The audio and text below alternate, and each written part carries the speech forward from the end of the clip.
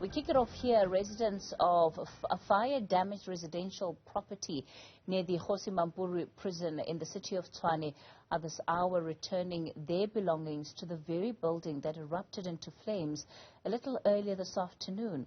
Emergency services have managed to quell the two blazes in Tshwane. Newzroom Afrika reporter Tumaole Mohlaoli is at the site where some of the houses have been burnt. The building is near the Stats South Africa building in the capital city. Tumaole, good evening to you. It's absolutely devastating on one level to look at the kind of conditions that people are living in, Tumaole, literally in the heart of the city. Indeed, Kathy, and those conditions can only be described as perhaps overcrowded and nothing short of an extreme fire hazard. And these are some of the descriptions that I've been given by the emergency services as well as firefighting personnel that have been here. It is quite ironic as well, perhaps even a cold, cruel irony that these people are living just a stone's throw away from Stats SA. Just a few weeks ago, Stats SA released its own findings about whether people feel safe or not in South Africa. That was related more to the crime situation in the country. But when one looks at it in this particular context, Stats SA has also periodically released statistics about the living conditions of people.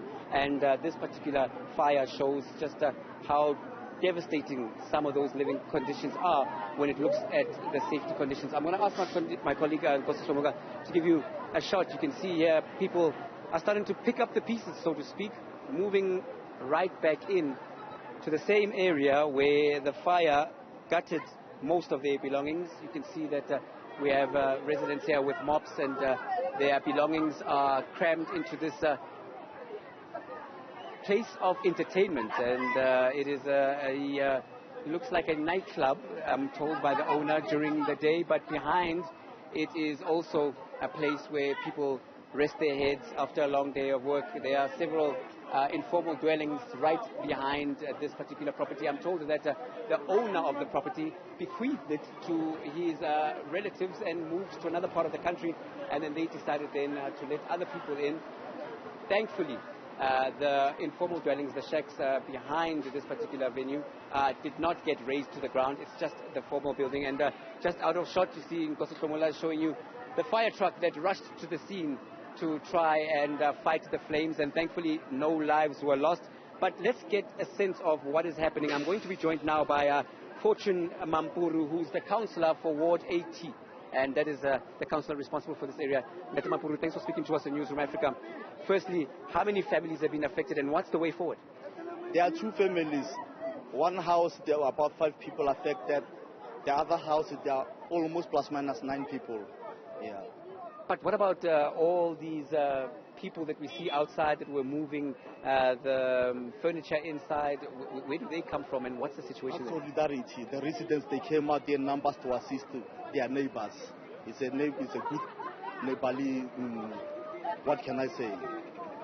Yeah, definitely. Okay, good neighborly spirit. But when I was inside this particular building, at the back, there were several informal dwellings, some shacks, and are they part of this structure? Where do they fit into the picture? They are part of the structure. It's a what you call this house, the way you see it. It's a semi-detached house. It's basically 2 houses, but it's one house. So the other side is only the formal structure that is affected. But the informal structures are not affected. So that's the fortunate part. So we are dealing with only with the incident of the house. How many people are living in the informal structures? We did not count them, but there are many, because there are more than 5 shacks. Yeah. Isn't that also a bit of a concern to see that if this fire hazard could just explode on such a no notice, that they are also perhaps even sitting ducks? It is, but government is addressing that. As you know, they are busy with the precinct plan, so they are going to make sure that they change the face of this area, so that in future we will be able to address this development. It's just around the corner. So with development around the corner, they're going to be moved, or more formal structures? What is the plan, if you can just take us into your confidence? Yes, there will be low-cost housing, mixed use kind of development. So definitely they are not necessarily going to displace people from this area. So they're going to bring this development so that it can benefit the current residents here, including those who are going to join us when the development progresses.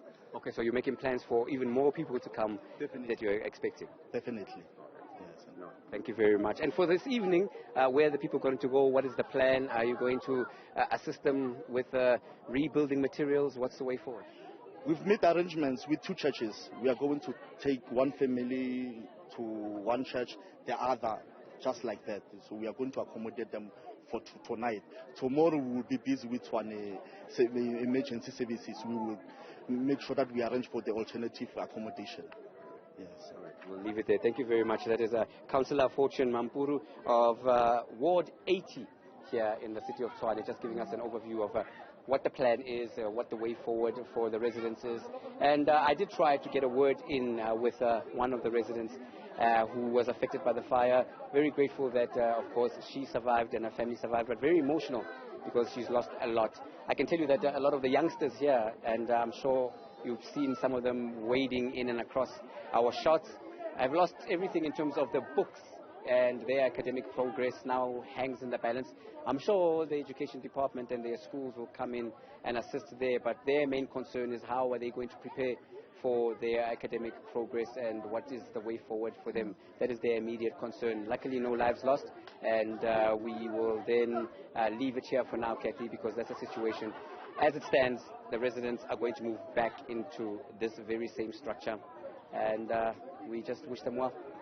Tumaole, before I let you go, I think it's also important to make a distinction for our viewers tonight that we're not talking about one family that has been affected here, but beyond what we are seeing from where you are standing, there are structures, shacks that have been built behind these properties where multiple families are actually living.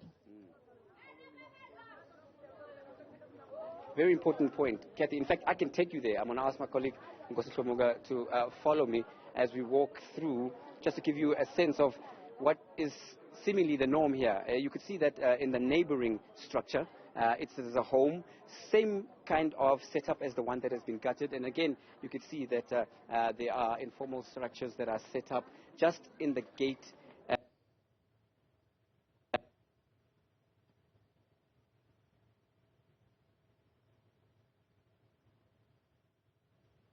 All right, unfortunately, it looks like we've lost that connection to our reporter, Tumaole Mohlaoli.